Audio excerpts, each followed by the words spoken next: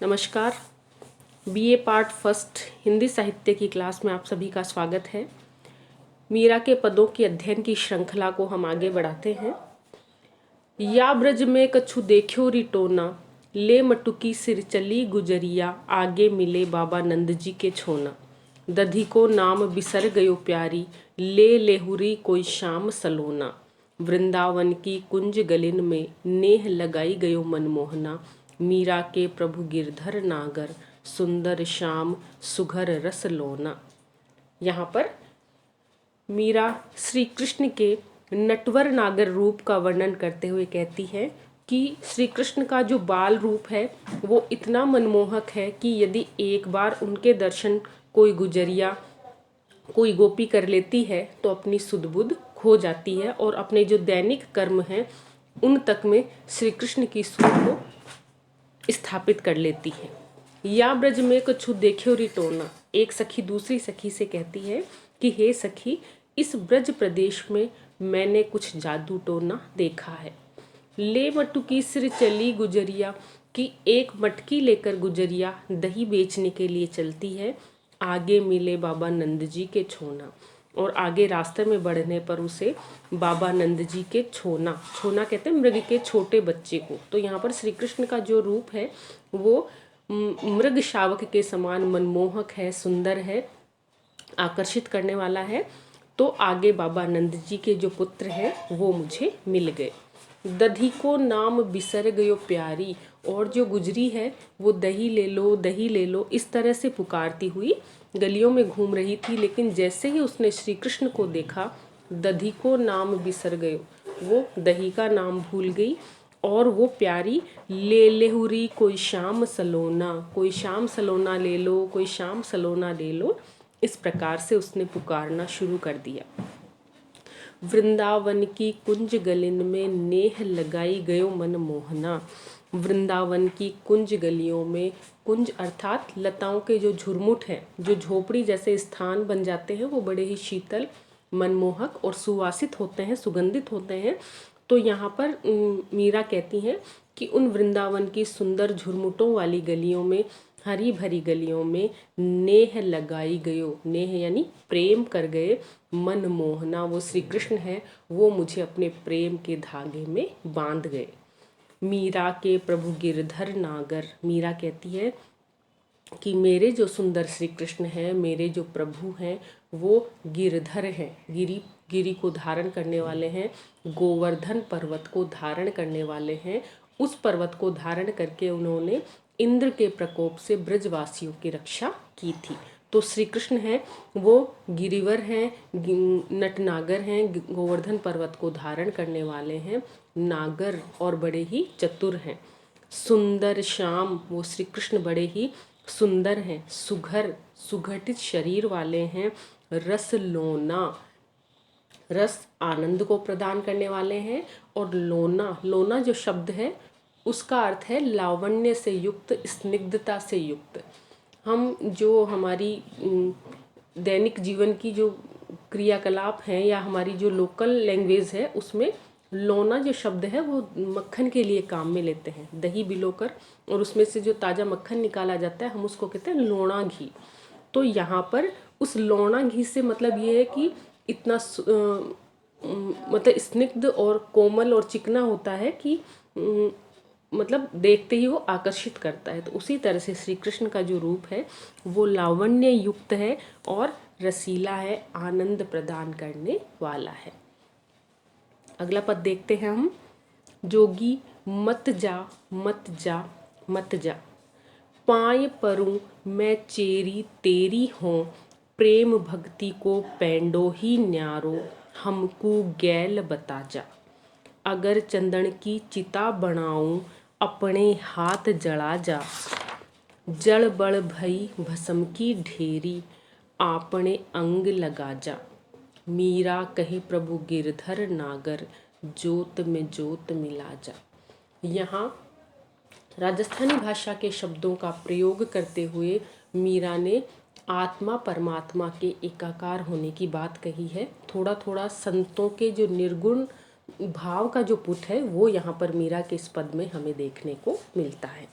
मीरा कहती हैं, जोगी, हे योगी। श्री कृष्ण को योगीश्वर माना जाता है, जो इस संसार में रहते हुए भी यहाँ के जो प्रत्यक्ष रूप में उन्होंने हर रिश्ते को निभाया, लेकिन उसके बावजूद भी वो निर्लिप्त रहे, निर्विकार रहे, इस माया मोह के बंधन से वो मुक्त रहे। संसार के जो लोग हैं या अर्जुन ने, उन्होंने जो संदेश अर्जुन को दिया वो उन्होंने कर्म का संदेश दिया और माया मोह से ऊपर उठने की उन्होंने बात कही थी। तो उसी संदर्भ में यहाँ श्री कृष्ण को जोगी, योगी कहा है।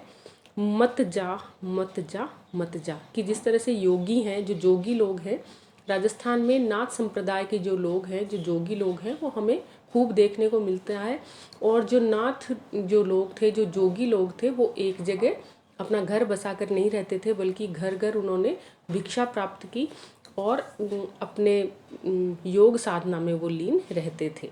तो यहाँ पर श्री कृष्ण को जोगी बताती हुई मीरा कहती हैं कि मत जा मत जा मत जा, अर्थात आप मुझे छोड़कर मत जाइए। पाँय परूं, मैं आपके पैर पड़ती हूँ, मैं चेरी तेरी हूँ, मैं आपकी चेरी हूँ, अर्थात मैं आपकी दासी हूँ। प्रेम भक्ति को पेंडो ही न्यारो, पेंडो कहते हैं रास्ता, रास्ते को। तो प्रेम और भक्ति का रास्ता अलग है। प्रेम को पंथ कराल महा, तलवार की धार पे धावनो है, ये रीतिकाल के कवि बोधा ने भी कहा है। तो प्रेम और भक्ति का जो मार्ग है वो तलवार की नोक पर चलने के समान है। इस रास्ते पर एक सामान्य व्यक्ति नहीं चल पाता, इस रास्ते पर वही व्यक्ति चलेगा जिसने अपने आप को पूरी तरह से ईश्वर के प्रति या अपने प्रियतम के प्रति पूरी तरह से समर्पित कर दिया हो, जिसमें अहम खत्म हो गया हो, मैं की भावना जिसमें खत्म हो जाएगी। जो अपने आप को ईश्वर के प्रति एकाकार रूप में समर्पित करेगा वही इस मार्ग पर चल सकता है। तो प्रेम और भक्ति का जो रास्ता है वो इस लौकिक संसार से बिल्कुल अलग है। हमको गैल बता जा, इसलिए हे योगीश्वर, हे प्रियतम, मुझे भी वो गैल अर्थात वो रास्ता बता जाइए, जिस रास्ते पर मैं चलूं और मुझे आपका साथ प्राप्त हो सके, मैं आप में एकाकार हो सकूं। हे ईश्वर, मुझे इस माया मोह के बंधन से मुक्त करके, इन सांसारिक विषय वासनाओं से, इन सांसारिक बंधनों से मुक्त करके वो रास्ता बता जाओ। अगर चंदन की चिता बनाऊं, अपने हाथ जला जा। मीरा यहाँ अपने माधुर्य भाव को या अपने पतित्व भाव को व्यक्त करती हुई कहती हैं कि एक स्त्री की ये कामना होती है कि अंत समय में अपने पति के हाथों उसकी जब मृत्यु हो तो पति के हाथों उसका दाह संस्कार हो, या अंतिम हाथ है वो उसके पति के हों। तो उसी भाव को व्यक्त करती हुई मीरा कहती हैं कि अगर चंदन की चिता बनाऊं, मैं अपने लिए अगरू और चंदन जैसे सुवासित पदार्थों की चिता बनाऊंगी, अपने हाथ जला जा, और मुझे आप अपने हाथ से जला जाइए, अर्थात इस संसार से मुझे मोक्ष प्रदान कर जाइए। जड़ बड़ भई भस्म की ढेरी, अपने अंग लगा जा। जड़ बड़ ये राजस्थानी शब्द हैं दोनों। तो जल बलकर अर्थात मैं जलकर समाप्त हो जाऊंगी और एक मुट्ठी राख भर बन जाऊंगी, भस्म की ढेरी बन जाएगी। अपने अंग लगा जा, फिर उस भस्म को आप अपने अंग लगा जाओ, अर्थात अंतर्निहित कर लो मुझे आप अपने आप में लीन कर लीजिए, ताकि संसार से मुझे मुक्ति प्राप्त हो जाए। मीरा कहे प्रभु गिरधर नागर, मीरा कहती है कि हे श्री कृष्ण गिरधर, आप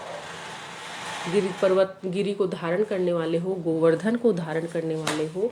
हे चतुर श्री कृष्ण, हे मेरे परमेश्वर, ज्योत में ज्योत मिला जा, आप अपनी ज्योति में मेरी ज्योति मिला जाइए। यहाँ अद्वैतवाद की भावना हमें देखने को मिलती है कि उस परमात्मा से ये आत्मा अलग हुई है, संसार में शरीर धारण करके आई है, और इस आत्मा से मुक्त होकर, इस शरीर से मुक्त होकर जो हमारी आत्मा है वो उसी परमात्मा में लीन हो जाती है। तो यहाँ मीरा उसी भाव को व्यक्त करती हुई कहती है कि आपका जो अव्यक्त, अजन्मा, निर्विकार और कभी न खत्म होने वाला जो रूप है, उसी में आप मुझे इस संसार से मुक्ति प्रदान करके मिला लीजिए। मुझे भी आप अपने आप में लीन कर लीजिए। मीरा के पदों की भाषा राजस्थानी मिश्रित ब्रज है। माधुर्य भाव को व्यक्त करती हुई प्रसाद गुण के माध्यम से, माधुर्य गुण के माध्यम से यहाँ मीरा ने श्री कृष्ण की भक्ति की है। इन्होंने सायास अलंकारों का कोई प्रयोग नहीं किया है, लेकिन कुछ अलंकार स्वतः ही इनकी रचना में हमें देखने को मिलते हैं। इस पद में अनुप्रास अलंकार का वर्णन हमें देखने को मिलता है। आज के लिए इतना ही। हम अपने अगले वीडियो में मीरा के अन्य पदों का अध्ययन करेंगे। धन्यवाद।